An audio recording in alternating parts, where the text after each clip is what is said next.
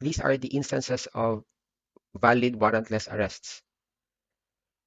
Number 1, when in the presence of the arresting officer or a private person, the person to be arrested has committed, is actually committing, or is attempting to commit a crime.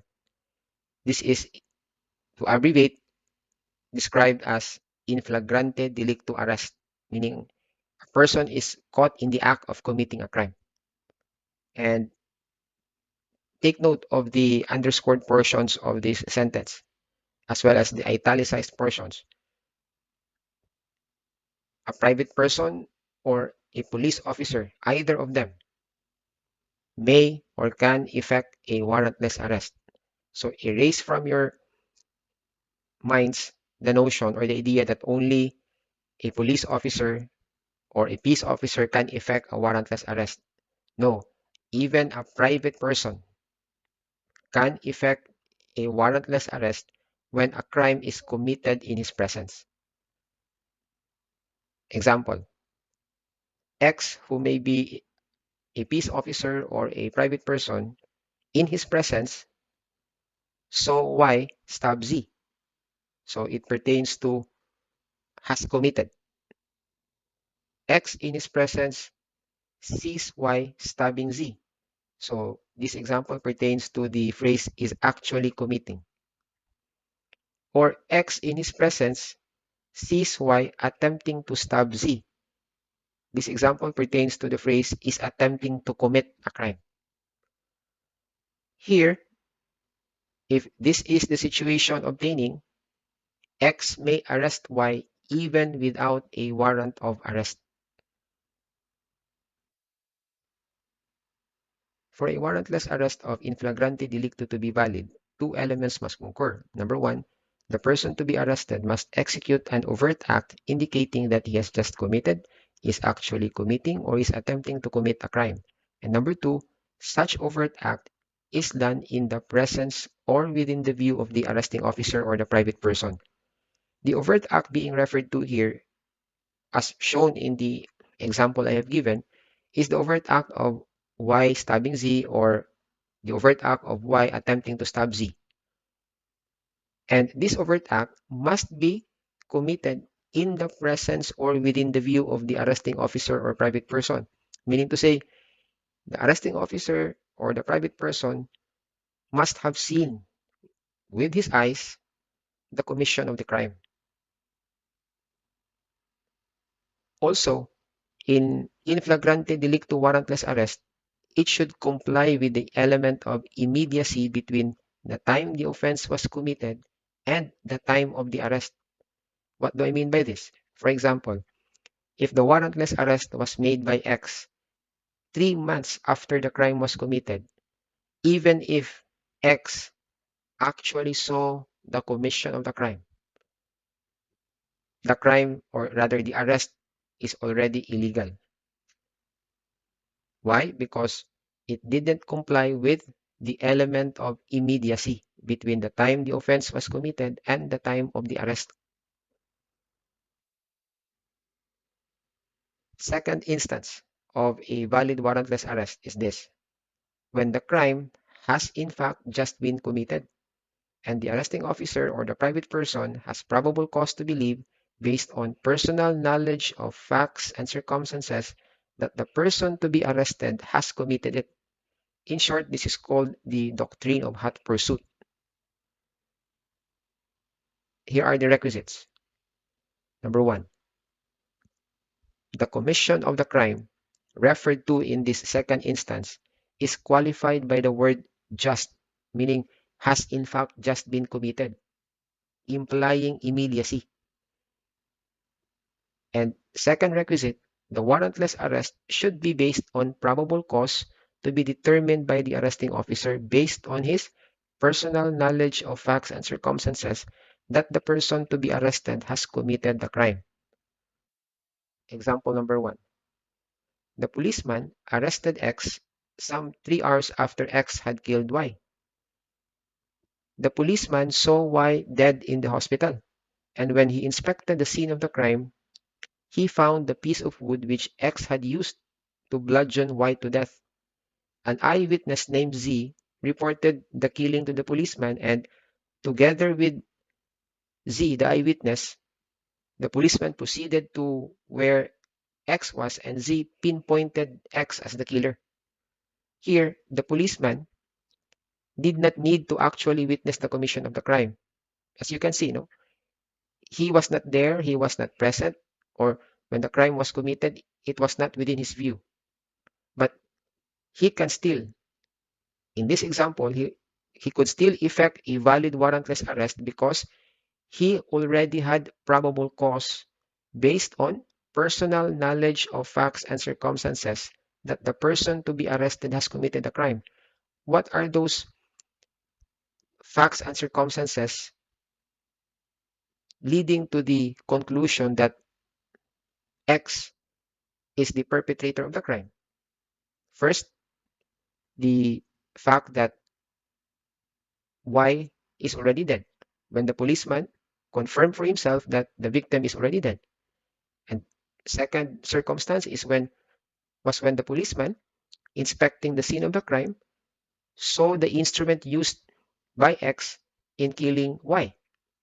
And most importantly, there was an eyewitness who pinpointed to X as the perpetrator.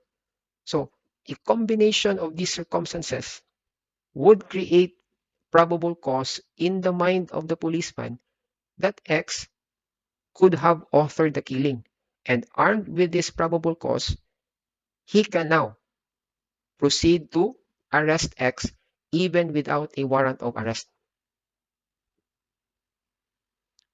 So if you can notice the last sentence of this slide, he must have, referring to the policeman, direct knowledge or a view of the crime right after its commission, enough to create probable cause in his mind that the person to be arrested has committed it. Example number 2. The policeman, based merely on a tip given by X, a bystander, that Y allegedly stabbed Z, proceeded to immediately arrest Y, who, together with his wife, was about to go inside his house. Here, a hearsay tip by itself, given by X, does not justify or did not justify a warrantless arrest, because the police officer, before he can effect a valid warrantless arrest under the second instance, he must have personal knowledge first of facts and circumstances based on his observation that the person to be arrested has just committed the crime. This is what gives rise to probable cause that would justify a hot pursuit arrest. And as you can see in the example, he was armed merely with a tip and nothing more. Unlike in the first example where the policeman had a view of the crime and he was accompanied by an eyewitness who directly pinpointed to the culprit. But in this instance, in this example, he arrested Y based merely on a tip. And at the time he arrested Y was not committing any crime because he was, together with his wife, entering his house or about to enter his house, and that is not a crime. So in this example, the arrest is illegal or invalid. Example number 3. X voluntarily surrendered to the authorities, stating that Y forcibly recruited him to become a member of the NPA with threat of physical harm. Upon receipt of this information, a joint team of PNP and AFP operatives were dispatched to arrest Y, who at the time of the arrest was merely plowing the field. Here, the arrest was invalid, considering that the only information that the authorities had in effecting the arrest was the information from a third person. It cannot also be said in this case that there was certainty as regards the commission of the crime. Similar to example number 2, the information was based merely on a tip without any further investigation that would create probable cause in the mind of the arresting officers that the person to be arrested has committed a crime. Note, in determining probable cause, the arresting officer may rely on all the information in his possession, his fair inferences therefrom, including his observations. So this is a combination. And why is this needed? Because this is needed because unlike in the first instance where a crime was committed or is committed in his presence, in the second instance, the police officer here did not actually see the commission of the crime. Although the crime has just been committed, still he was not there when the crime was committed. That's why it is necessary for the police officer concerned to gather facts and circumstances within his personal knowledge that would create in him the personal belief or the probable cause that a crime has indeed been committed and the person to be arrested has committed such crime.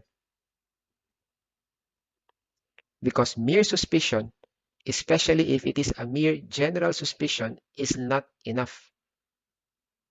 Thus, the arresting officer may rely on information supplied by a witness or a victim of a crime, and under the circumstances, the arresting officer need not verify such information.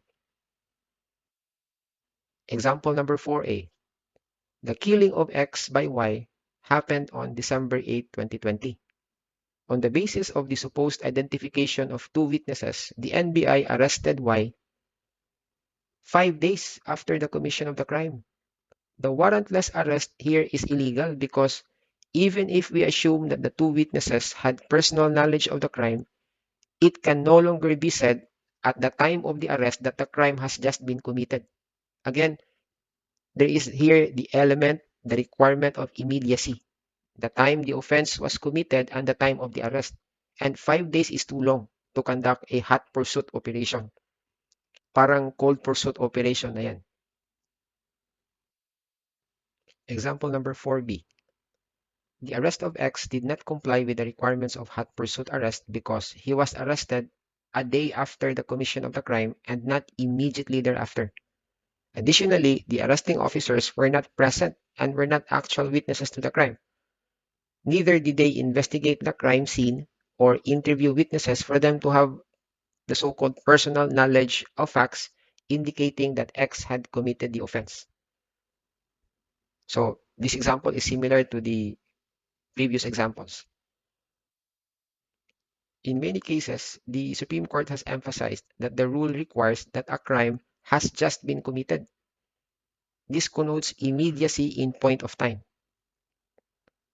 That a crime was in fact committed does not automatically bring the case under this rule.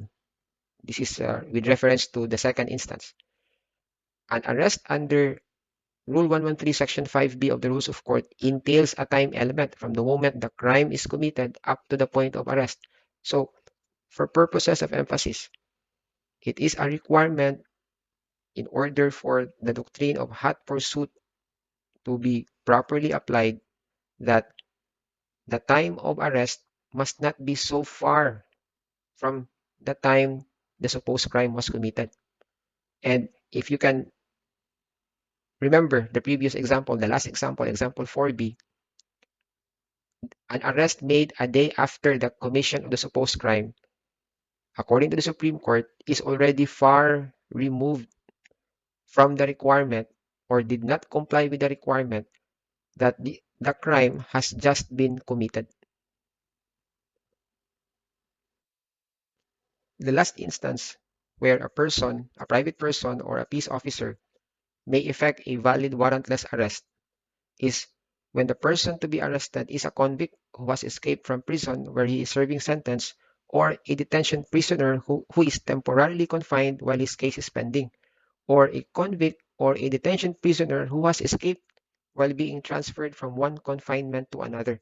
So in general, escapees, meaning to say, those who have escaped from a penal establishment, whether he be a convict or a detention prisoner, may be arrested without warrant for the purpose of bringing them back to the jail where they are imprisoned.